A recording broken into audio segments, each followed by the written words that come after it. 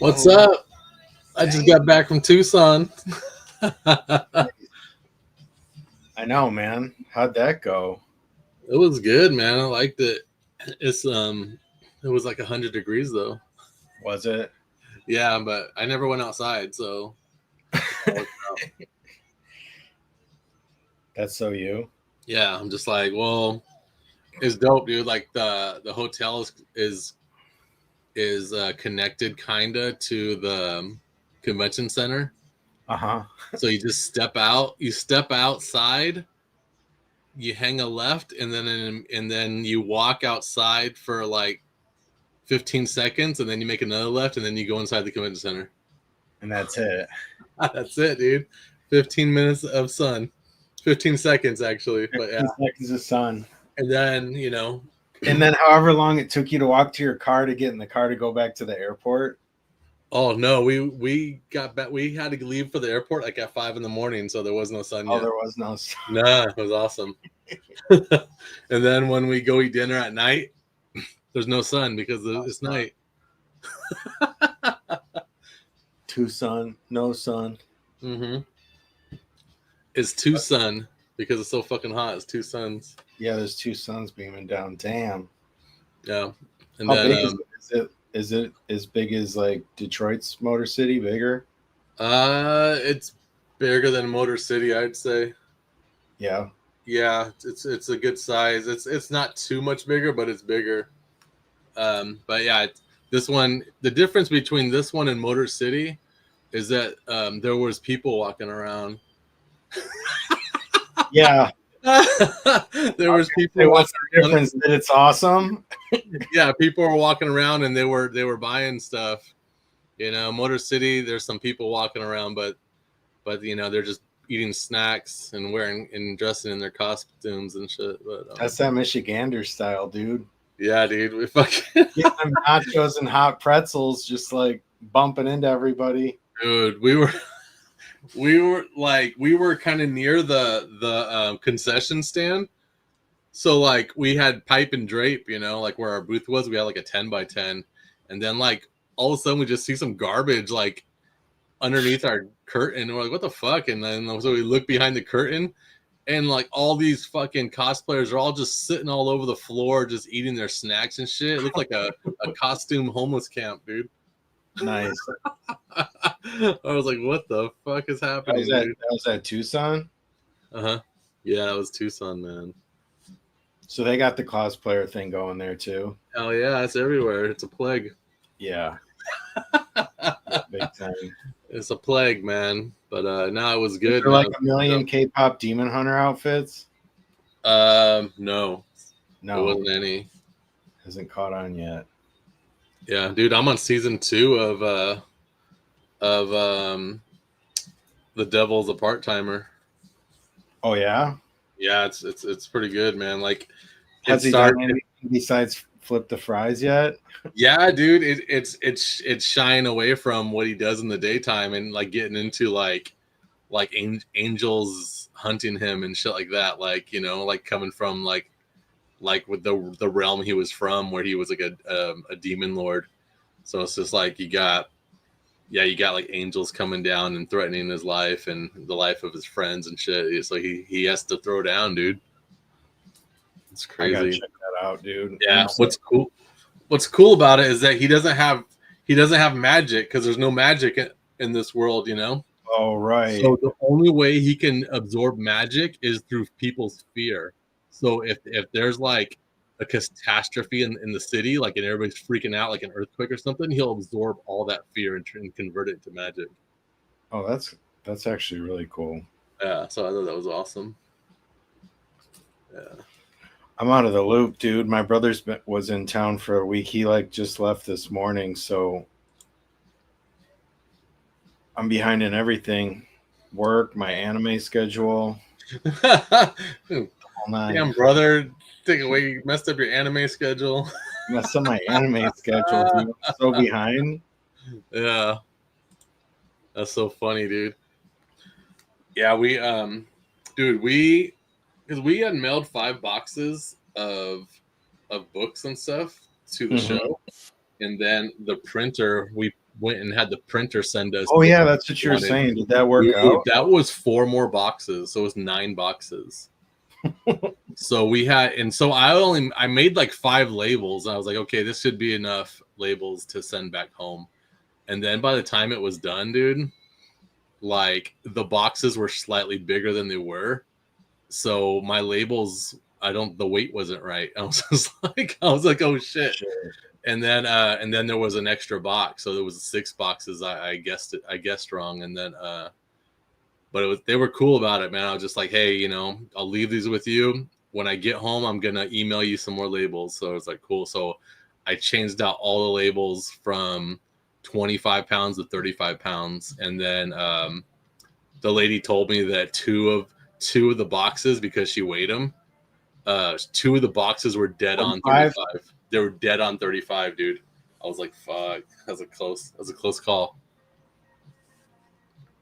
Dude, you got comps on the way to your house. You'll probably get them like tomorrow or something. Oh, I can't wait. Yeah, they got dropped off at UPS today, so it's Zombie Tramp 59 comps. Oh. Yeah, man.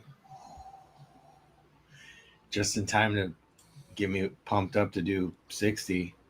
Yeah, man. Which I was looking at the schedule. I was like, whoops, that said September 1st. Really? It did? Yeah, it says September 1st. Oh, man. That's dude, crazy. they just fly by, though. Hell yeah, it This does. year just flew by, dude. Yeah. Yeah, that's what I'm drawing today, man. I finally got it all my stuff done where I could jump back on pages. So I'm working on page 6 and 7. And dude, I started drawing page 6 at the hotel in Tucson. Like every morning I would work on it for like an hour, and it's so hard to draw on an iPad. It's just because I'm not used to that tiny screen. So it's just like, that's gotta just be like good for like sketching and stuff like that, right? Because it's like even on what you got, the 24 or the 27? This thing, I'll tell you right now. Let's see. It is.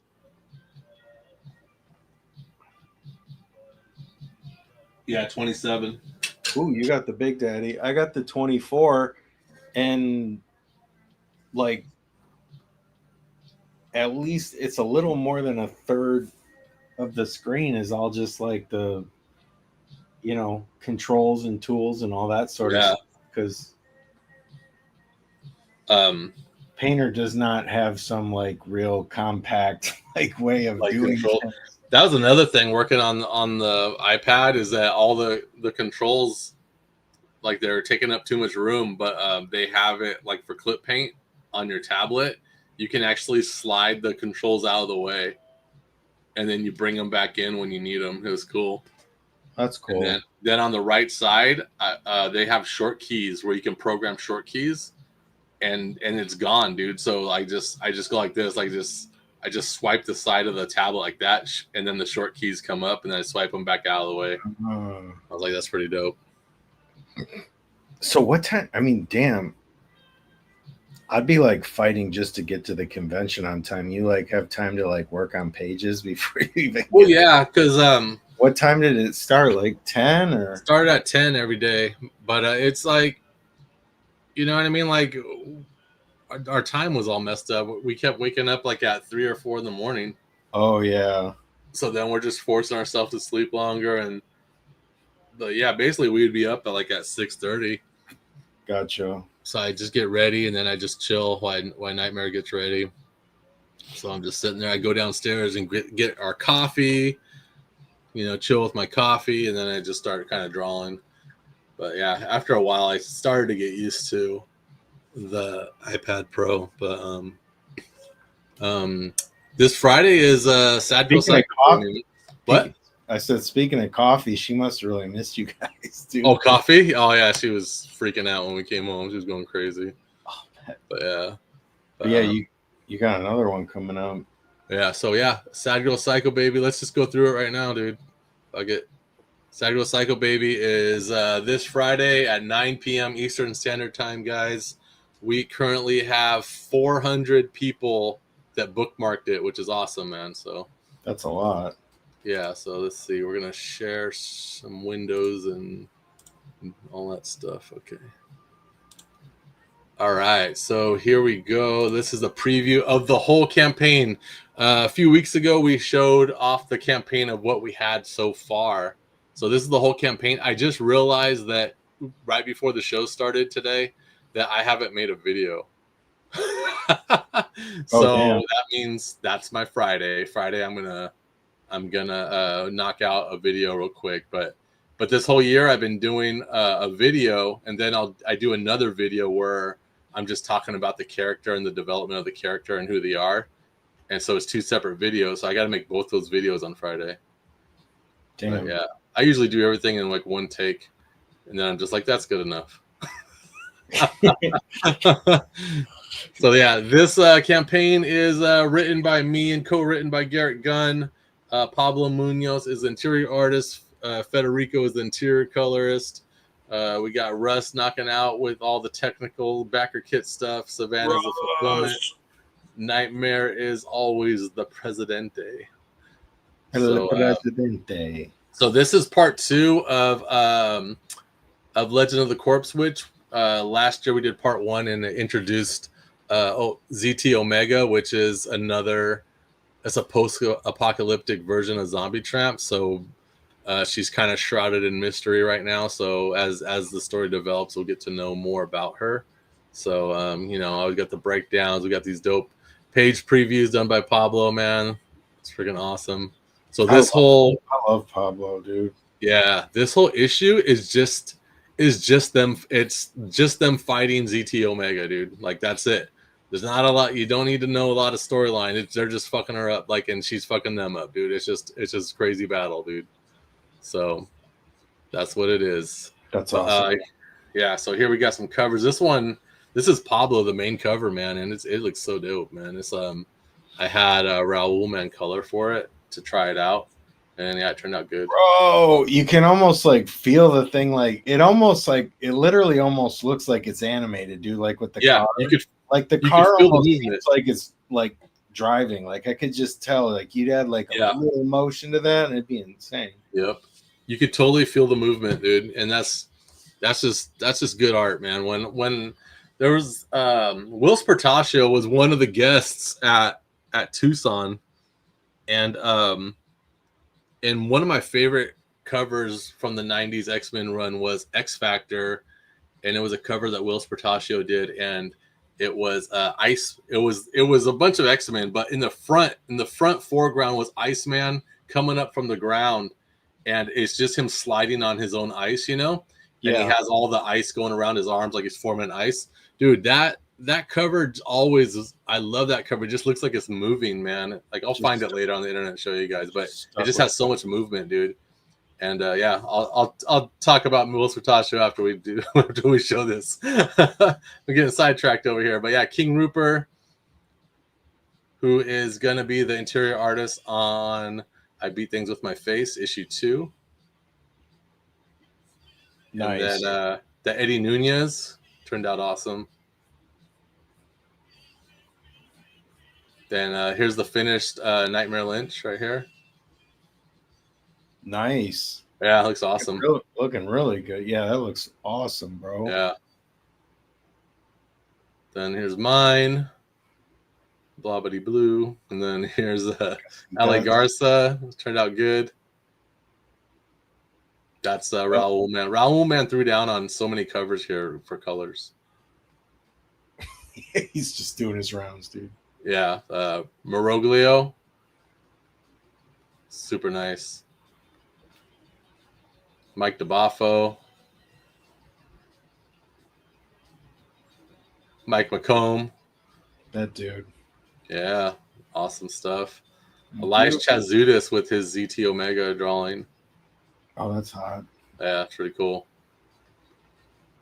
And Drax Gal with a crazy. Speaking of movement, this has movement too, man. Oh, yeah, that thing's crazy, bro. Definite movement. If you're literally physically cocking your head to look at a cover, that's good. Oh my gosh, dude! So one of the unlocks is gonna be. Everybody knows right now. is a lenticular. We always do lenticulars, and it's Drax. It's a Drax lenticular, and it's a Sad Girl pinup. Man, do you know how they always send me the mock-up, and it's like 3-dimensional animated GIF? Yeah. Yeah, they sent it already, and it's freaking awesome, man. It's crazy, dude. Here's Dravicus. Turned out great. Yep.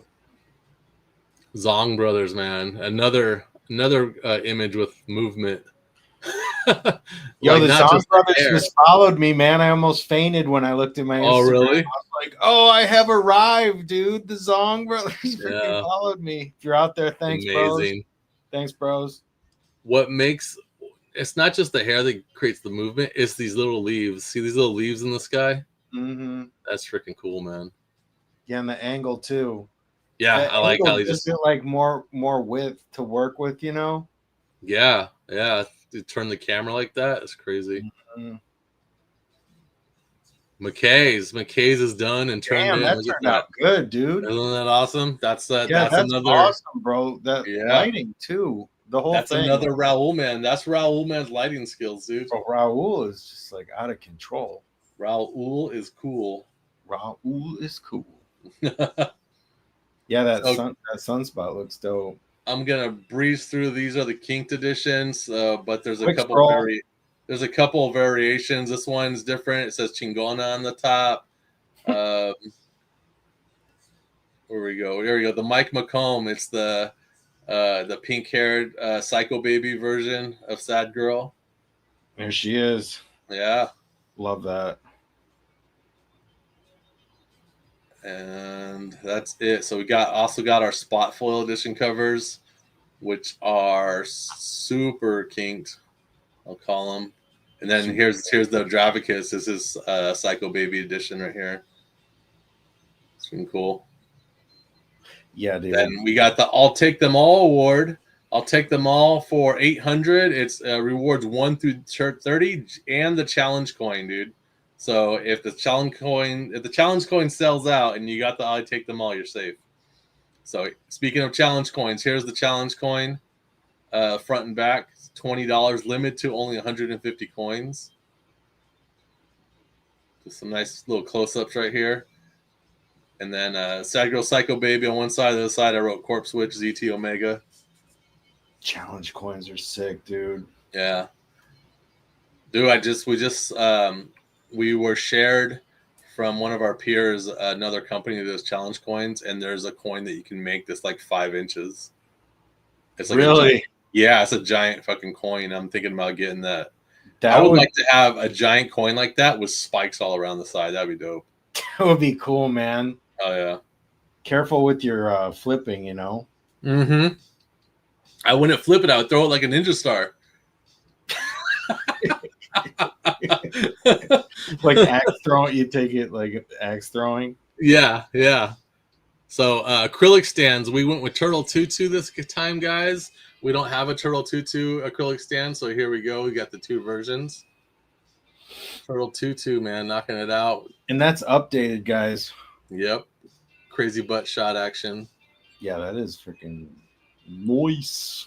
And then here's Turtle Tutu, the Sad Girl Comic Keeper. And here is the 24 by 36 wall poster.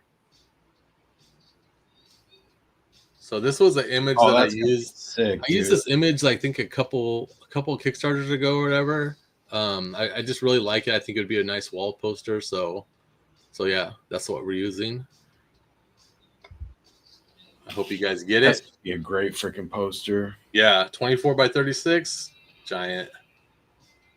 Then we got our back issues. So Sad Girl Volume 1, and for the first time, we finally have Sad Girl Volume 2. The cover art is by Drax, and all the interiors is Drax, dude. So this is issues 5 through 7.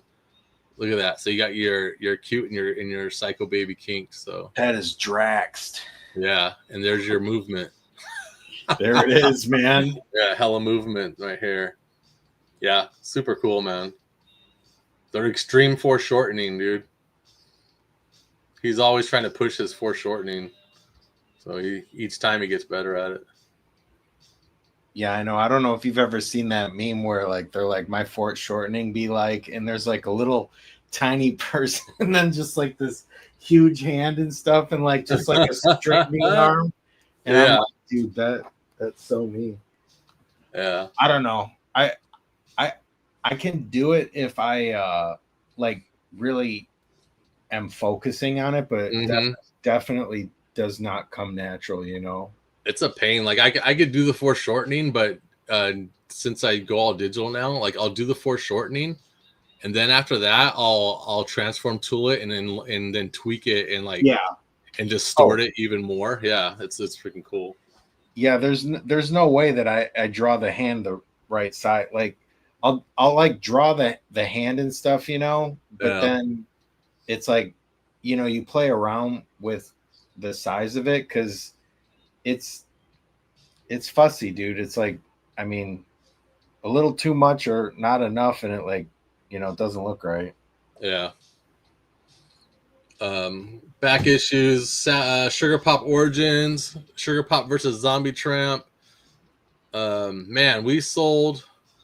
Do you know what's weird? We always sell a lot. We Trillions. always sell a lot of Sugar Pop at the show whenever we Yeah. do a convention, and this time it was slightly different, dude. It was it's always Zombie Tramp number one, but it was I think it's because Nightmare it was there also. Is that people got more interested in Cannibal Kitty, which was Cannibal cool. Kitty. Yeah, but Sugar Pop is actually mostly bought online rather than in person because Really? they're embarrassed. Yeah, so That is what are they embarrassed of, dude? I don't know, but dude, we Just brought that a it's bunch like of pink and our blue and colorful and like yeah. It's just too sexy, dude. it's too much, dude. They Yeah, can't it's be too much. caught It's like too, carrying that see-through yeah, background. yeah, it's too cute and sexy, and what we brought, dude, we brought every single snapback hat that we had, and like not like all the ones we have in stock, but a good amount. And there was some that we only had like 5 left in stock, so we brought them and we sold all of them, dude. Really? Yeah, so it's like there's no more Zombie Tramp hats, and I think we're out of. We might be out of the Still Ill that's embroidered in gold. I think we might be out of that. Well, I got both of those. Yeah, Can't sleep on them hats, man. yeah. Zombie Tramp Volume 1, Zombie Tramp Volume 2, Zombie Tramp Volume 3. What else at the show? Oh, we brought a chunk of Cannibal Kitty the art of books, and we sold. It's weird. We didn't sell any, and we are like, oh man, no one's even kind of looking at them. But then Saturday, right before closing, this one guy who was really looking through it, he really wanted it, and then he was just like, I just can't afford it. And then he left, and he came back. He was all right. I'm gonna do it anyways, and he got it. And Nice. then after that, it just like unleashed the floodgates because all the other ones were sold the very next day. Really? Yeah, and then same thing with what do we sell a lot of? Oh, dude, we brought Zombie Tramp statues and we Yeah. brought princess statue figures, Yep. and we sold them all like the first day. Really? Well, I'm not Yeah, surprised. yeah, so that was cool. So speaking of Cannibal Kitty, you can get your volume 1 and 2 here if you've never had it before. And then as always, we got our Tales of Ill books that you can grab. And then also, oh, we sold every single I Beat Things with My Facebook that we brought. Really? Yep, we sold them all, so that was cool. So yeah, this is if you haven't got this book yet, either get it Were you right there now. like promote like were you kind of telling them like, yo, this is like the new thing, yada Yep, yada? I have it on a stand, and it says brand new character. Try it out for only $10. You know what I mean? Gotcha. So yeah, I think that's the way to go when you're trying to get people hooked on a new character. Try to sell it as cheap as you can afford. So I think $10 was a pretty good ballpark to get Yeah. people to say, yeah, why not? $10? Who gives a shit? You know? Yeah, that is a good ballpark. Yeah. So yeah, that's everything, guys. And there's going to be more in the add-ons later. For stretch goals, we have, like we said, the lenticular. We got the autograph edition, which is Turtle Tutu, and we also have the stacked edition, which is another piece of art by Pablo Munoz. So check that out. Okay, I'm just gonna show off. I'm just gonna show off some of those other Kickstarters that I follow. Why not? Since I'm on here, dude. Save projects. Purity is done by Nick Capone. Everybody tells me I've never met him. Everybody tells me Nick Capone is a awesome guy. So this is Season of the Witch, and it is 34 backers. It just started. It actually is just ending, dude. So you guys show this guy some love, man, and grab this book. There is a Bill McKay cover, I think. Oh, nice. Yeah, so there's Nick Capone. Yeah, it's so dope when he does like a background of when he first created the character, and look at he has a little drawing of when he made the character. That's cool, dude. Isn't that funny? Let me see what's some good covers. She's come a long way.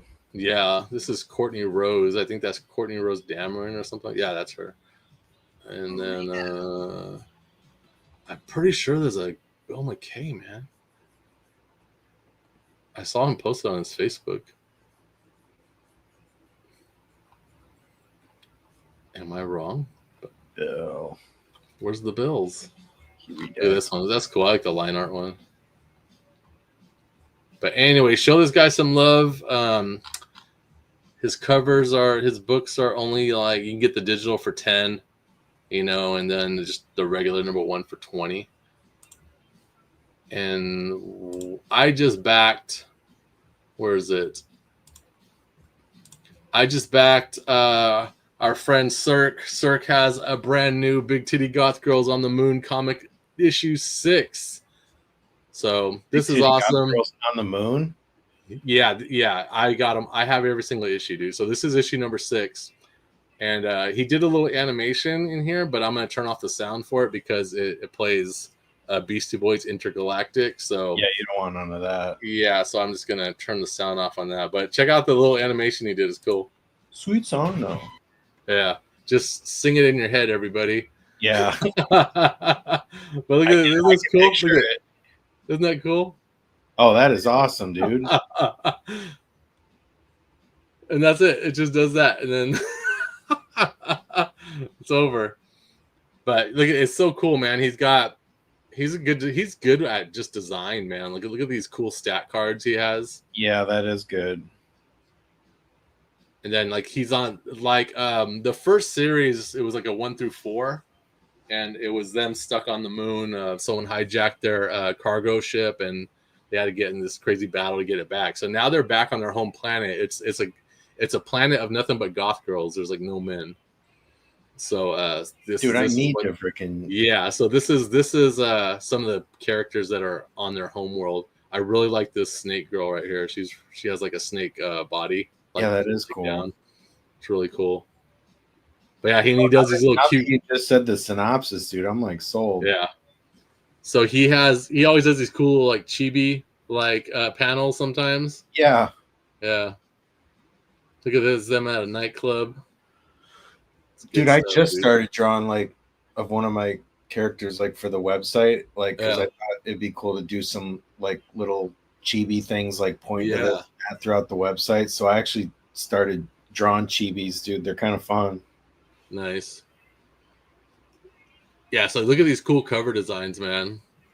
It's just he's just really good at design, man. It's looking cool. Yeah, they look like retro posters. Kind of like yeah, standard. He calls this one B movie. This one's called Clubbin'. And then he has a guest artist, like someone else did a cover for him. I really like this black and white one, dude. It's freaking cool.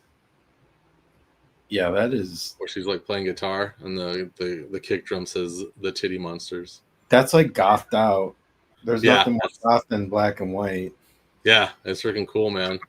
So you can get an add-on of issue 5. You can do your deluxe upgrade where you get a whole thing of stickers. Look at this cool sticker with the syringe. It's freaking cool.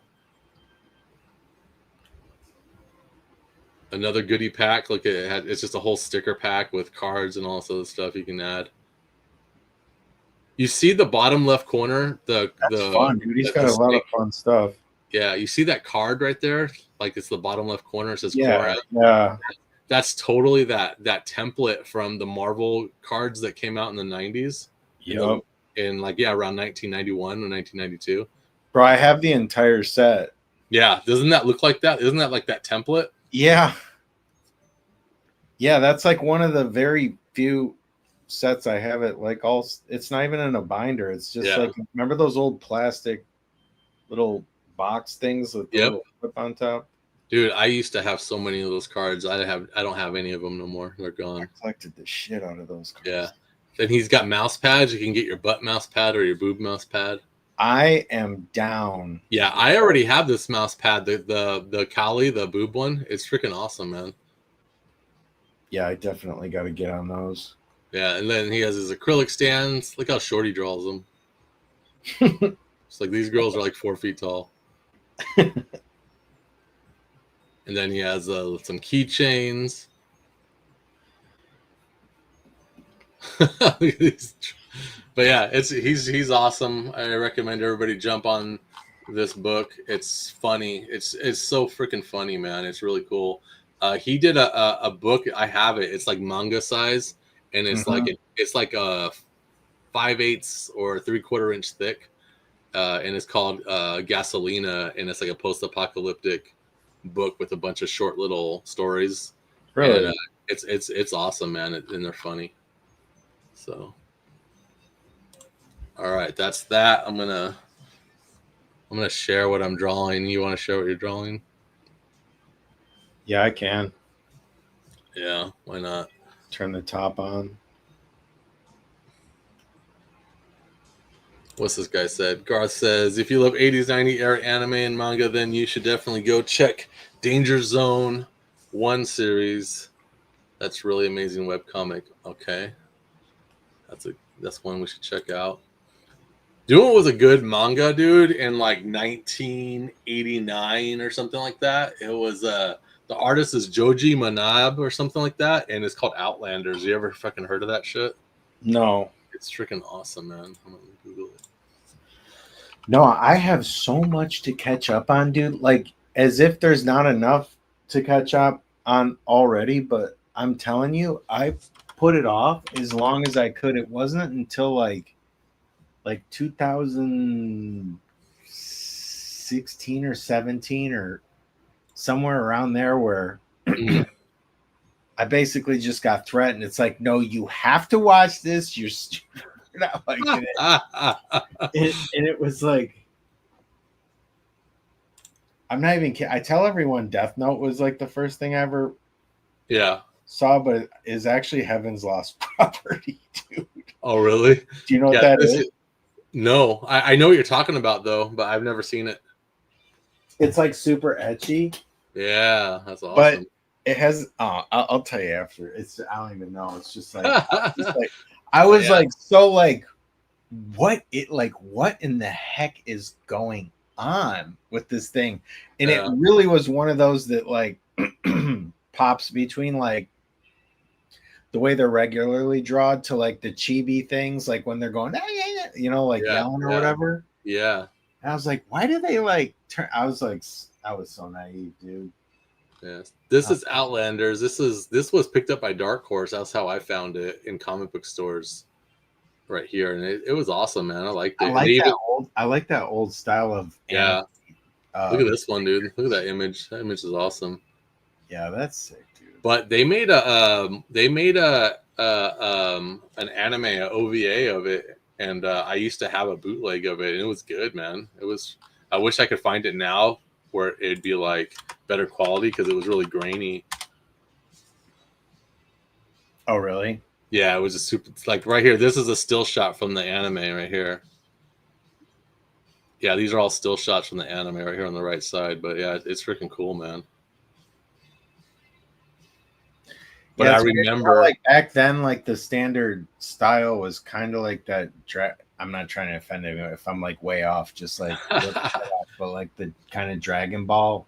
Oh, style, yeah. Like the bigger eyes are way bigger.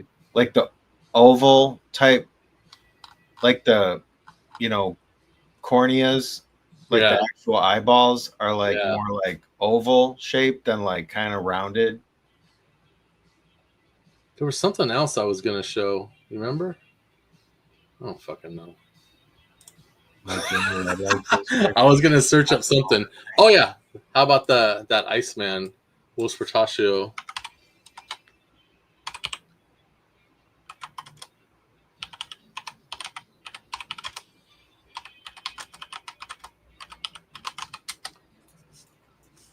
There it is, right? It's X Factor, dude, and it's so freaking dope.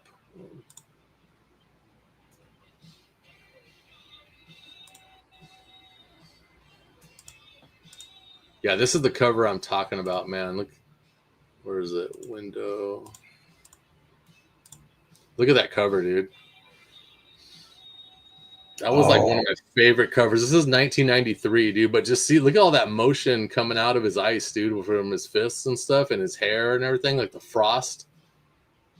I wish I collected more in the '90s, dude. Yeah, I love the way I love the way that those covers were still kind of in like the solid colors. Like, look at how much that can be done with like solid colors. Yep. Black ink, and then just like for the background, like the yellow to red, like just that wash. It's just like this is just before red gradient. But that's this is like before digital coloring, huh? Dude, and it looks just like so good. Yeah, this was hand colored, dude. This is that's fucking crazy, dude. Well, you can get. I have a question, and this is gonna sound like probably like noob status, but so say when like Bill, he does his pencils and ink, say, and then hands it to a colorist, but it's done on a sheet of paper. Yeah. You know, we do the line art, and then we like have like a clear background to like color on. So like, how do they color it when is there like an alpha channel to get rid of the white, or do they just turn like that paper channel into like a multiply and color like behind it, or like how does the actual like traditional paper to like digital color work? Because I know what you're saying. Because when we go digital, we're not drawing on paper, we're drawing on a layer. Yeah, and the layer underneath it is just white. Yeah, it's like we draw like a window. Yeah, so I don't know. Like I always thought they're just coloring on top of the line work on multiply. That's what I think. I don't know. Fuck. It's a good question. All right. Well, you know what? You could put the line art on multiply and color underneath it. Right. You know, so but you know what about when you when you like color the line? Yeah. You like lock the layer and color the line. Like, you can't. When you want to convert the line. Yeah, when you want to convert the line to like brown or something. Right. That's going to affect it, right? I don't know. That's why I don't color people's stuff. They're magicians. Oh, man. Yeah, they're magicians, dude. There you go. James Warzanski said, "Hey, Mike, I saw Superman. You're right. It's a big turd."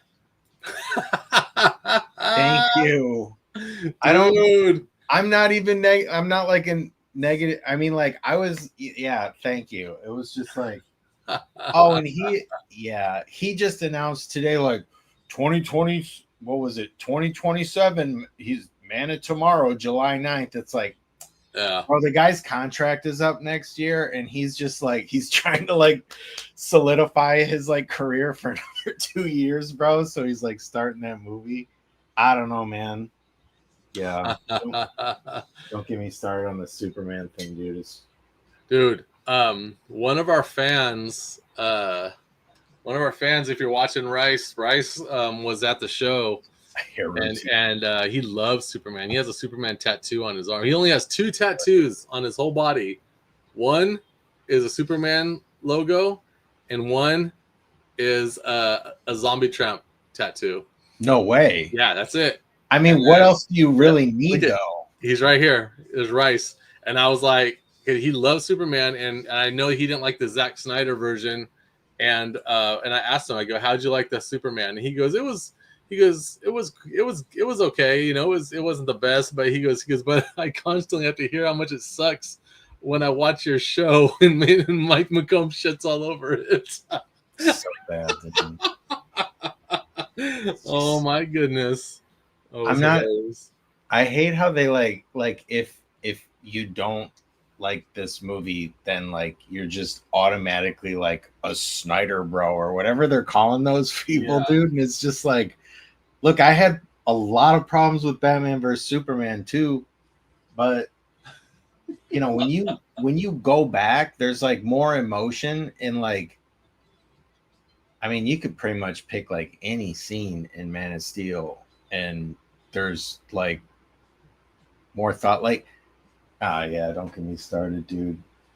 Like when Zod comes down and starts threatening his mom, and then like Superman just comes in, it's like just like ain't having it, dude, and like that whole fighting scene, like it's just, he's just, I think just the action, you know, the fighting, the flying aerial scene, battle scenes and stuff, and What even I if you looked at like the design of the spaceships, like how Zack Snyder had like all the aircraft look kind of like they're like bugs, like, and it really looked alien, and like, and I don't know, like James Gunn, it looked like they were like toy ships made in Blender or something. I don't know. It's just like it didn't like have the level of like detail or something. It was just kind of like, what I liked about the first Man of Steel, I'm like gonna pass out, dude. The first Man of Steel, the Zack Snyder one, what I liked about it was the fighting sequences. Yeah. Because they were going at it like I was watching fucking Dragon Ball, dude. I was just like, this is just like, I go, this is some Dragon Ball shit going down, dude. Yup. Yeah, the like when he fights the chick, they just like they're throwing each other through gas stations, and it's just like they're in a Denny's, bro. Like, I mean, it was just like so fun. He's getting thrown through a Starbucks, comes out with a fucking frap in his hand, dude. It's crazy, dude. Yeah, and everyone's like whining about like, oh, well, they knocked over buildings. It's just like, oh, dude, what do you think is gonna happen, bro? Yeah, man. He should have, dude. I was watching on the plane. I was watching one of the OVAs of Dragon Ball, where they fought Android 13, 14, 15. I don't know if you ever saw that, where they fight in the snow and stuff. But it starts off in the city, dude, and these freaking androids come after Goku, and they go into the mall and they just start shit. And Goku, he pulled off what Superman should have did in the Zack Snyder run. They're like, let's get the fuck out of here, and and get to like a safe area where no one's gonna get hurt. And they just bounced, dude, and went to the desert, and then the bad guys followed them. He's just like, there's no reason why civilians should be getting hurt. So I was like, man, but no, man, Zack Snyder's Superman just said, I'm gonna start fucking shit up. I don't care. Yeah, he's like, fuck it, dude. I don't know. Yeah. Yeah, but they were all whining about that whole thing. I remember the new Superman. They do the same thing, bro. They just destroyed the city, and they're like, yo. The biggest whine was that he killed Zod, dude, and Superman is not supposed to kill people, So that was a big deal, dude. That upset people. But Zack Snyder also put a gun in Batman's hand, so. Yeah, but dude, I'm telling you, say what you want about Batman versus Superman, but I am telling you, like, I get so freaking charged up at that scene where Batman saves Clark's mom, and he has to go into that warehouse, and when he takes out all them dudes, like when he grapple hooks that wooden crate and throws it into that guy, like, and like just like choke slam, like, I mean, it really looks like a dope fighting scene. Like, I love the Christian Bale Batman, but I feel like Ben Affleck kind of has him. Yeah, I like the fighting scenes and shit. Like, he really looked like a tough freaking brute, big badass. You know what I mean? Yeah, I like Batfleck, dude. I love Batfleck. I didn't like freaking Christian Bale. Do you know why? Here's the thing, man. With all the Batmans, dude. With all the Batmans, the Christian Bale Batman especially is that he talked like he smoked like 10 packs of cigarettes a day. He was just all getting all raspy and shit and stuff like that. I'm like, if you're Batman and you're the king of high tech, you should just have a voice disguiser, right? And then what happened with Snyder, dude? Fucking Batfleck had a voice disguiser, dude. I go, how fucking hard was that, dude? That was fucking easy. I know, dude. You're right. And that was like literally like the dopest part of the thing was the voice, dude. Like when the voice was sick. And it like the Batman, like whatever you call it, like the Buster freaking like metal like outfit when he was Superman with like the white eyes, is like he gave him the white eye. I know it wasn't like perfect or whatever, but it still looked like stocky and like man. It was the Frank Miller fucking shit, man. It was cool, man. I thought the poor guy never even got his solo movie, dude. Yeah, it's a shame, dude. That would have been so cool because Ben Affleck is like a good director. Yeah, that's true. So he was supposed to direct it and everything. I don't know, man. I think Jennifer J-Lo fucked it all up, man. She was just pissing him off all the time where he couldn't concentrate. The guy was just like spending all this time picking up like her Dunkin' Donuts order, bro. Oh, suiting up to play Batfleck again, dude.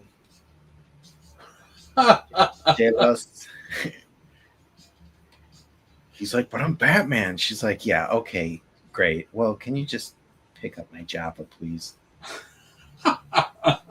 Bro, you see those pictures of him like together? He like looks so fucking pissed. Oh, when he looks miserable? Yeah, that's so funny, dude. When he's like opening the car door or something for him, he's just like, and he'll shut it all aggressively, dude. Yeah.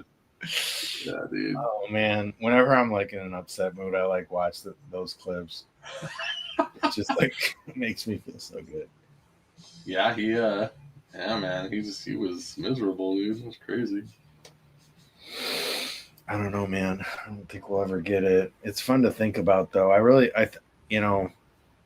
think that they had something there. Like I'm not saying it was perfect or just like I had a big problem with the whole. Well, I think it's just the studio's fault because like they were in that whole. Marvel was like at the absolute top of their game at that time, and the studios just wanted that like Avengers money, and they weren't gonna get it, so they like rushed to like the Justice League thing. Yeah, I think like putting the Dark Knight Returns story and then like the Death of Superman story like all in one movie was just like too aggressive, dude. It's just like in the Death of Superman, like the entire DC universe is at that funeral. You know what I mean? Yeah. Dude, right there, Red Sun says it all, man. Rice, he's got a tattoo of Superman on his arm. And you know what? I mean, I agree with Rice on an extent because Justice League and all that shit just fucking sucks, dude. I don't, and like I can't watch any of his other movies. Anything that Snyder makes, I'm just like, okay, this is lame. And how many slow motion shots are you gonna do? Like he thinks he's fucking John Woo and shit. Yeah, like crazy. But hey, you see what I got here? I know when reality says, "Oh my gosh, look at that, dude!" I'm not even kidding you. I am so freaking geeked. Look how clean that is, dude. Bro, how is that even possible? It's clean, dude. It's got a lot of wear on it, like as far as the color. Like see the patches, it's like little patchy colors and shit right here. So it's not hard green no more, but it's just like, and then you can see it a lot on the corner on the spine. See that? But it's clean, dude. There's no like hard folds like down the middle of the thing. Nope, there's no creases on the image at all. See, that's the only thing. Like some of these things that I see are like they're like it looks like someone like literally folded it in half. Yeah, right here where my finger is, you gotta see it in real life. But there's a slight, not a hard crease, but just a slight bend that they reflattened. Oh, I see it. Yeah, it was like a bend that they reflattened, so there's no crease line, but you can see that. It's just, but yeah, this is a clean copy, man. I was talking about it all weekend, dude. Oh my gosh. Was it that I'm actually really happy that it's not graded though. Do you know what I mean? Because I want to actually like look at it. That's the only thing about getting like a graded book. If you want to actually like look at it, you know, like you can't. You're gonna open it? Probably not. You're gonna open it and look at the pages? You know what? I already like looked at. I watched somebody read the story on YouTube. Oh, nice. So probably not. No, right here.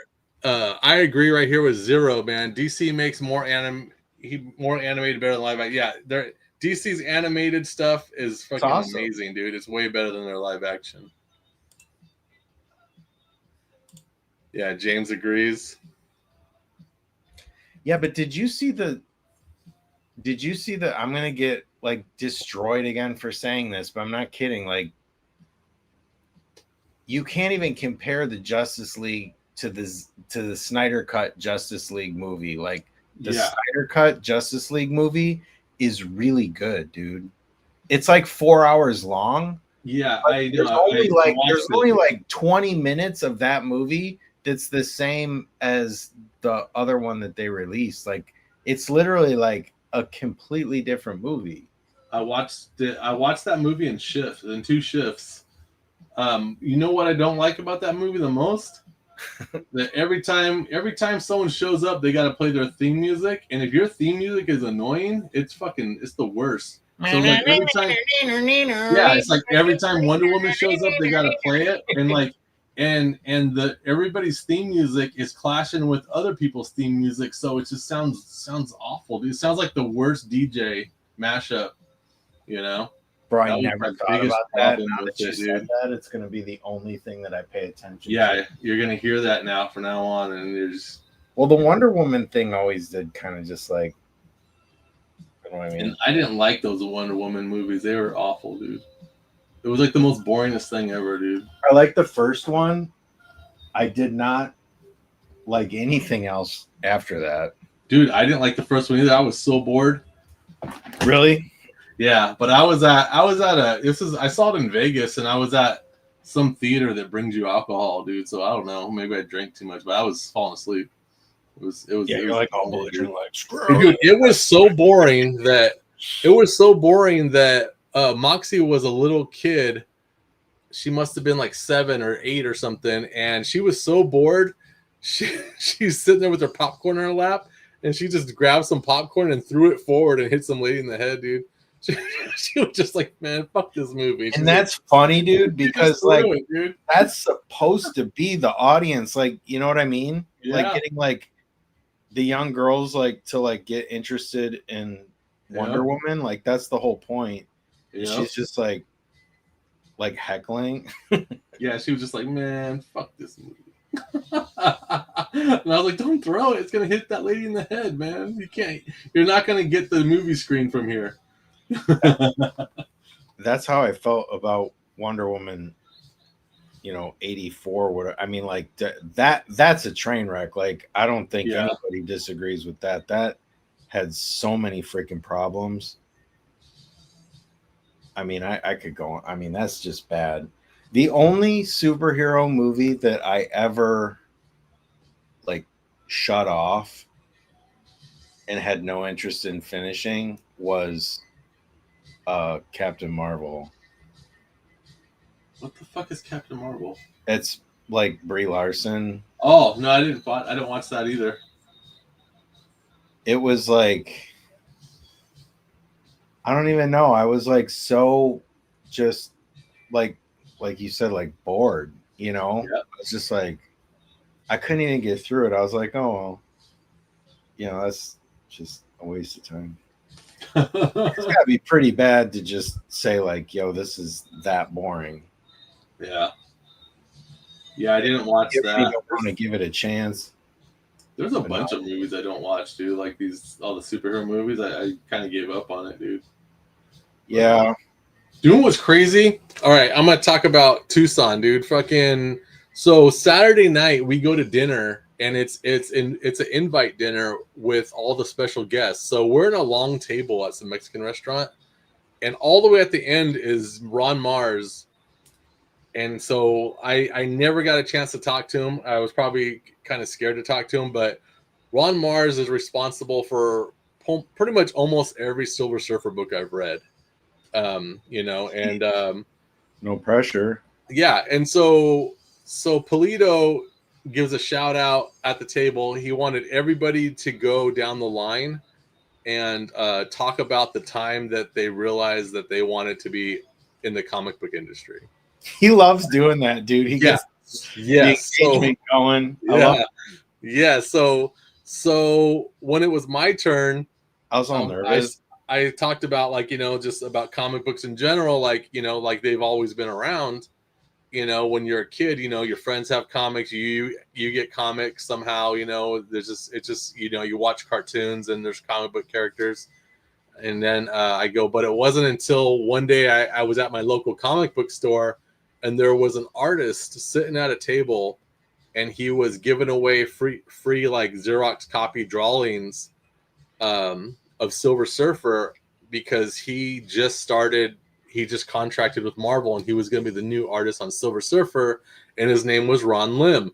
And right away, Ron Mars was at the end of the table because he knew that he wrote most of the Ron Lim run. And then he goes, and it was all downhill from there, wasn't it? Like he was just like, kind of just talking shit about himself or something. But that was. Did you guys become homies? I never got to talk to Ron Mars about Silver Surfer, man. I passed his table a couple times. I was like, all right, I'm going to talk to him, but then he wasn't there. But I did talk to Wills. That happened with Rose Besh, dude. I wanted to meet her so bad, and then I kept just walking past the table, and then all of a sudden, when I got the nerve to go up there, she was gone, and I'm like, I suck, dude. Yeah, I do that shit all the time, and then I've never gotten to talk to Will Spertaccio because I remember waiting in line to get his signature a long time ago, and this guy ruined it because he wouldn't leave the table. He was just sitting there taking up time. So his wife, Wils's wife, just started taking everybody next in line, next, and just putting the book in front of Wills to just sign to get the line going. So these people didn't get their time to talk to Wills, and I was one of those people. But Wills was 2 people away from me at dinner. And then so I started talking to him real quick. I just said, hey, because he did those videos with Stan Lee and everybody, the visit with the comic book greats. Mm-hmm. And I used to have all those videos there on VHS. And and I was telling him, I go, hey man, I go when you did Visit with the Comic Book Greats, you talked about Barry Windsor Smith, and I never knew who Barry Windsor Smith was until you talked about him. And then after that, I started looking at his stuff, man, and so we had a nice little conversation about Barry Windsor Smith, so that was cool. But yeah, because it's just he did such a cool run on Conan the Barbarian back in the day. Yeah, when was that run? A long time ago. That's all I know. But I got the first. I think it's the first Barry Windsor Smith Conan cover. I got it graded. I have it in the other room. It's looking cool. But yeah, still it's hard to talk to some of those people because it's like those were people that you looked up to when you wanted to be a comic book artist, Yeah. And they're just sitting there eating dinner with you. Gee, I wonder what that's like. Yeah, it's like weird. When I was crushed between you and Polito, that wasn't nerve-wracking. Oh, that's right. Because when we ate, I tried to sneak down at the other end of the thing, and then you're like, yo, right here, man. I was Yeah. like, cool. Yep. Yeah. So that's why when we did Ilcon, it was the same He thing. asked the same We were question all at like the table, that. And then and I'm like, what's Polito, my answer going to be? What's my answer going to be? What's yeah, my answer going to be? and Polito asked, "What was the very first comic book you ever bought?" You know what I mean? And it was just like we had to go down the row, man. It can't be stupid.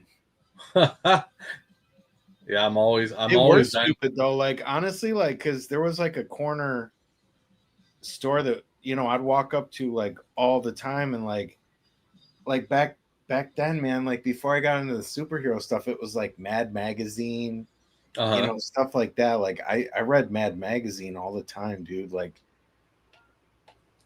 that artist was crazy because it was like, it was always like about pop culture,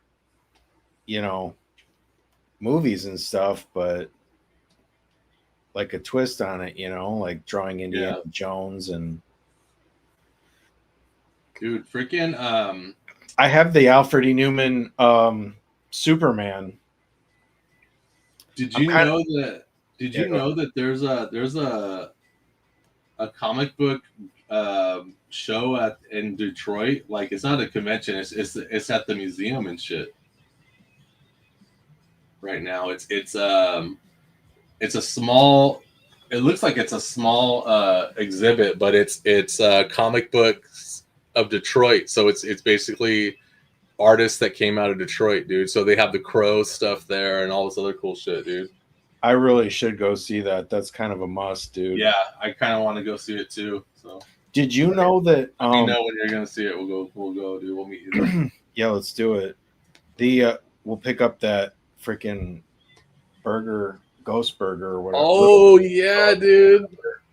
Yeah, it was a Pink Ghost or some shit like that. Yeah. Some that Ghost was out, Burger thing. It was out like in Ferndale or something. Yeah, in Ferndale, but Ferndale's not too far from Detroit. No, it's not. That's like 8 Mile and Woodward-ish. Yeah. Did you know that Michigan State University, and I went there and I never ever knew this, or like I have no idea. I found out like, how they were always like, I was 2 years old when I found out. Yeah. The Michigan State University apparently has like the biggest archive of comic books like in the country or something. What? Yeah. How do they have that? At the library, they have like the biggest archive of comic books. I don't know if you can like check them out. I have no idea, dude. But it might be like periodicals where you gotta leave them there, but you can look at them. Probably. But yeah, I was talking to this one of my friends' kids like goes there, and he brought his kid to my birthday dinner or whatever, and like he was just like, yeah, you like comic books, right? He's like, yeah, they got like the biggest thing, like, and I looked it up. I was like, sure enough, they do. I was just like, how did I not know that when I went there? I'd have been. That's like when eBay was kind of first coming out and stuff, dude. I spent like so much money. Like while everyone was like spending money on like beer and stuff, I was buying like Fathom and like The Darkness, all this stuff, dude. Like on eBay, and I had all my little shops that I went to when I was there. Those college towns usually have at least one or two good comic book shops. That's funny, dude. Yeah. That was really it, man. The Spider-Man and the Superman stuff, but I think it's like, honestly, that time period when like J. Scott Campbell started Danger Girl, Michael Turner was doing Fathom. Yeah. Like Artgerm started releasing like the cover art where I was just, it was like these covers with like these like beautiful women, and I was like, whoa, I want to do that. That like changed everything, man. What is going on here? See your girl. Dude, that zombie trap drawing looks awesome, man. Thanks, dude. I'm working on. Oh, check this out.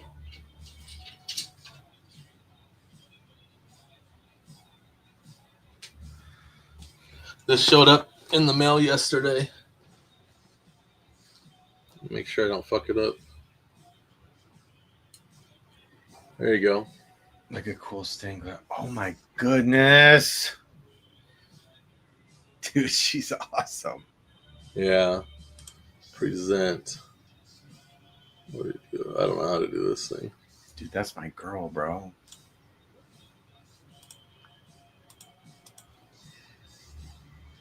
So there you go. Conan, that would be sick, dude. So here you go. This is the prototype, dude. No way. Yeah. So I never wanted a base for her to sit on. I just wanted her to sit.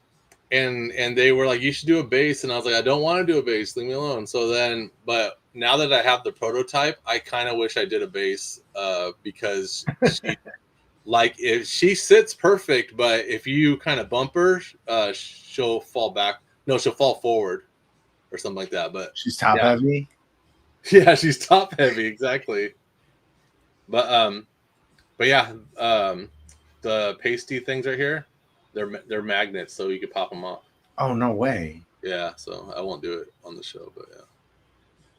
Come on, focus. There so you're like 100% like no base, or no you're base, changing dude. your mind?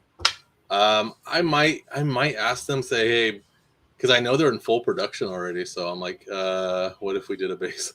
But because if they're in full production, they can't do like the Princess where they have the magnets inside of her, right, to click in. So I think I'll just kind of let it go, because this was like the first figure that I had this company make before the Princess. So this is kind of like I was just trying it out. But yeah, it turned out awesome, man. I like it. It's beautiful. And you can't tell, but the horn is sparkly. Oh, no way. Yeah, it sparkles and like, oh, look at that. That's sparkly.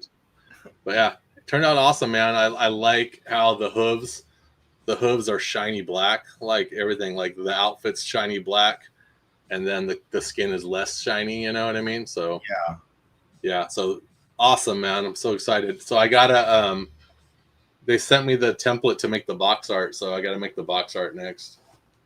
But I really like the, if we could focus, the hands. The hands are so small. And I was like, just looking at the hands. They look really detailed. Yeah, they're really cool. The one thing on this prototype, one of the pupils is off. Oh, really? Yeah, it's good. Are you going to tell them that? Yeah, I'll bring it up to watch those pupils. When are those going to drop? Hold on. I need a heads up. Start saving all my cash, bro. So those were limited to only 50 at the and they were part of the Sugar Pop campaign. So they sold out and nobody dropped it. So that's it. So they're gone. They're gone. Like, so all I have for myself is that prototype. Damn. But they sent me 2 prototypes. Knight has the other one. There's got to be someone that's gonna slang it on eBay for a ridiculous amount of money. I think we sold them for 150. So I don't remember, but I think so. Yeah, my timing has always just been like awful in life.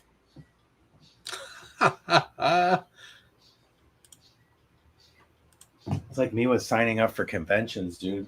They're like, "Are you going to that thing?" Yeah, I'm still. Not this weekend, but next weekend is Monroe. So it's So it's kind of like I got you on a waiting list to see if anybody cancels. You know. At this point, dude, it's kind of like, what can I do in like a week? Yeah, you would have to bring anything you already have. I know, but even just like, I don't know what. Yeah, I know. Yeah. It's kind of too late because it's like I'd have to get a place to stay and I'd have to pay for a table and do all that stuff. And like, how far is Monroe from where you live?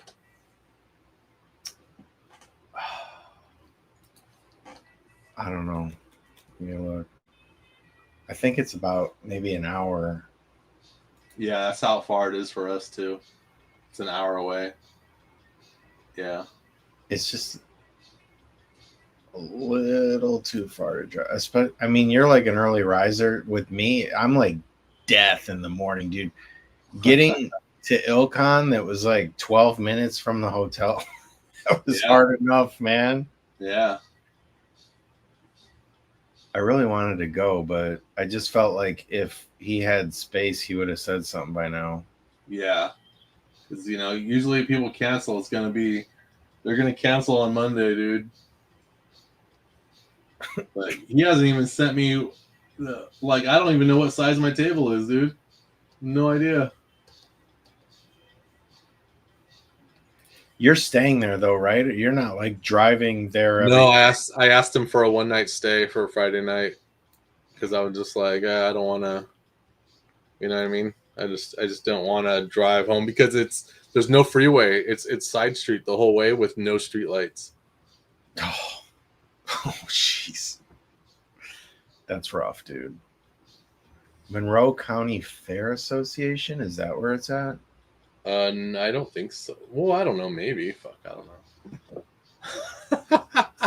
But I should find out right now, and then we'll post it right here on this video. Let's see. Website.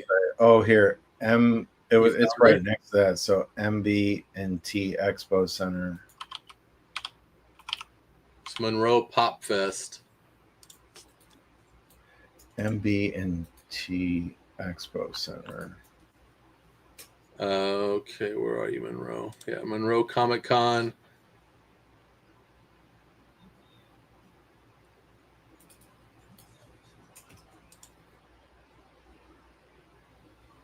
He always has a bunch of Dragon Ball voice actors there.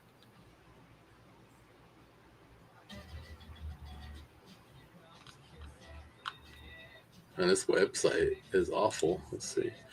Featured guests, tickets, exhibitor application, links, contact us, directions. There you go. I'm a web designer if he wants to freaking update. Yeah. It, you know? Yeah, so you can make him a better website. Throw on a table. I'll redo your website. Dude, like, yeah. Table in a room for a new website? No. Yeah, it's like I put directions. It's 3775 South Custer Road, Monroe, Michigan. That's all the address it says. But it's the MB&T Expo Center. That's what it says right here. It's an hour and 15 minutes. Yeah. And then let's see, when is so Friday's 5 p.m. to 9 p.m. and then Saturday's 10 a.m. to 6 p.m. When is your so it's only Friday, Saturday. Yeah. That's what's kind of cool about it. That is cool. It's only like Friday. Yeah, it's Friday from 5 to 9 p.m. So it's just like a 4-hour night. And then Saturday is 10 to 6 and then you're out. So you basically just go set up like Friday morning? Yeah, so I roll over there Friday, set up, go get something to eat, come back, and then do preview night, crash at the hotel, then do the show the next day and pack up and bounce, dude. Yeah. Oh, man. That does sound good, bro. Shit. That sounds dope. 9 p.m. and 10 a.m. Oh, man. Yeah, it's freaking cool, man. Most shows always start at 10 a.m.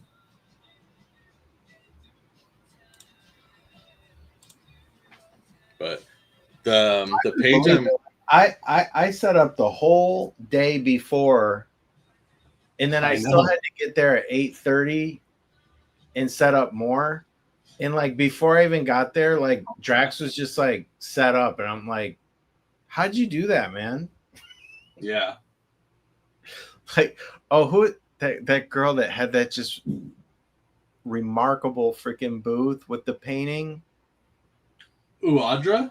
Yes. Oh my gosh. It's Cody's wife, man. She's a professional, dude. She does Cody's wife. Does like 20, oh my God. I was just like, how did you set up that damn booth, dude? Yeah. She's like Dude, it's like 23 shows a year, dude. It's like crazy. Yeah, Because she's always doing like art and antiquities and oddity shows. I was like impressed, dude. I was just like, okay, yeah, she's done this before, man. I am a freaking mess. Yeah, so this page is the page I penciled at the hotel on my iPad.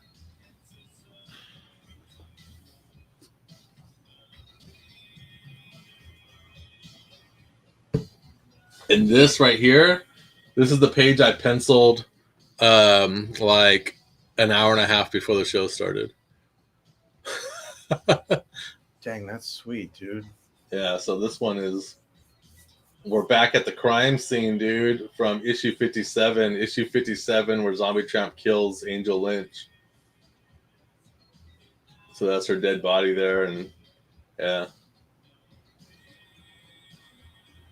That's cool. Like, I literally just the other day loaded up the color, like looked up like what's the, RGB, because Painter doesn't allow you to like enter like a hex code, but like for the actual like legit blue pencil color, I started sketching with that. It's fun. Nice.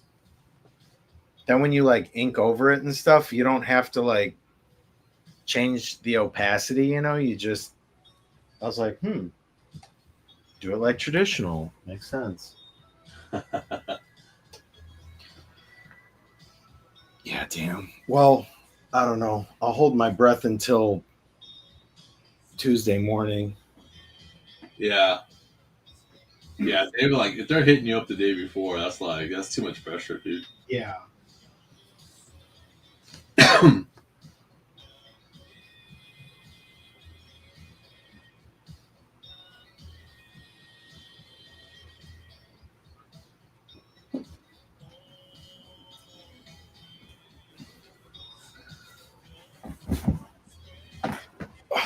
I'm doing a thing. That would be dope, though. What?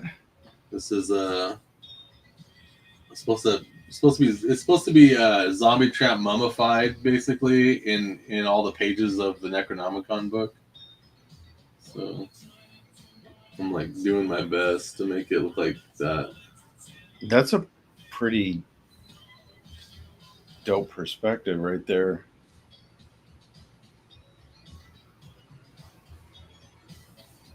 Yeah, so after I do it, I gotta sit there and do like little squiggly, like his writing, all over her body. Yeah. And that's that kind of reminds me of Conan the Barbarian with Arnold Schwarzenegger when he dies and then they try to bring him back to life. How that wizard just drew all these lines on his skin and did all this crazy writing on it, dude. It's freaking cool. I love that book, dude.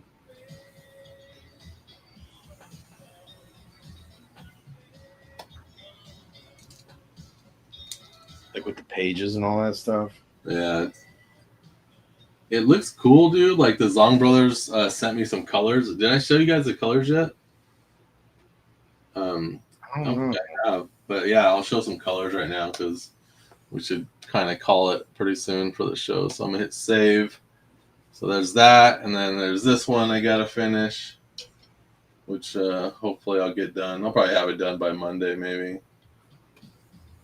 And then let's see.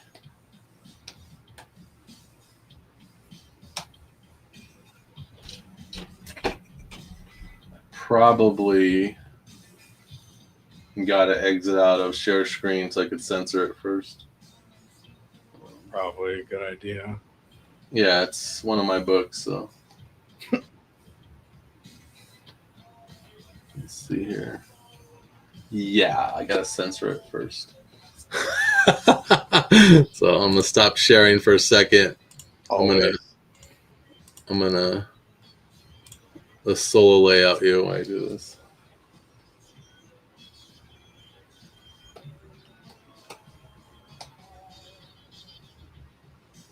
Yeah, these colors are so freaking cool, man.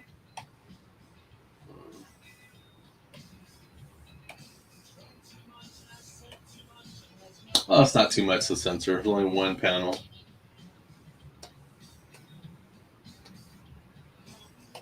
That was me before coming onto the show. It's like, dude, draw a top on this thing, bro. You got 20. Yeah, that's what I did right before the show, man. I make a layer, and then it's a censor bar. Let me see here. I'm gonna.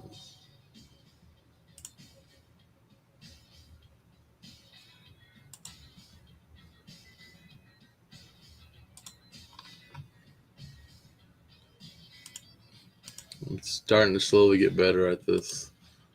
Okay, that's sharing screens and shit. All right, so yeah, here's page 1, dude. Look at that shit. Oh my god, dude. Yeah, it's freaking. Look at that. That bottom. Yeah, look at that face. Yeah, that bottom panel. Yeah, it's breathtaking. I that looks so good. Yeah, it's freaking cool, man.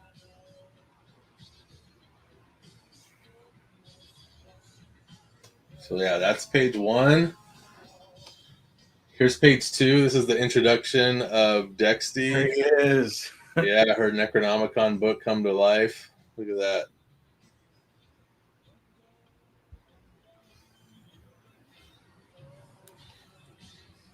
Or is that really page 2? I think it's page 2. That might be page. I don't even know if it's in the right order. I'm pretty sure that's page 3. This is page 2. Yeah. Okay, so that's page 2. Yo, that's dope. It's where he he starts talking to her, and then he forms into his humanoid self, and then it goes to this one.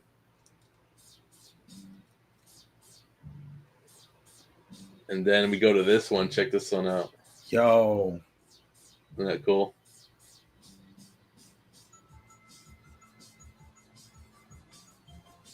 But yeah, they're totally like so good. I gave him the model sheets and the model sheet for Dexty in the Necronomicon book, and I have a layer on that model sheet of the paper texture to use. So they're utilizing that paper texture on every single part. Now this is 60. This is issue 60. Yeah. Okay. Yeah. Check this out, dude. Freaking cool.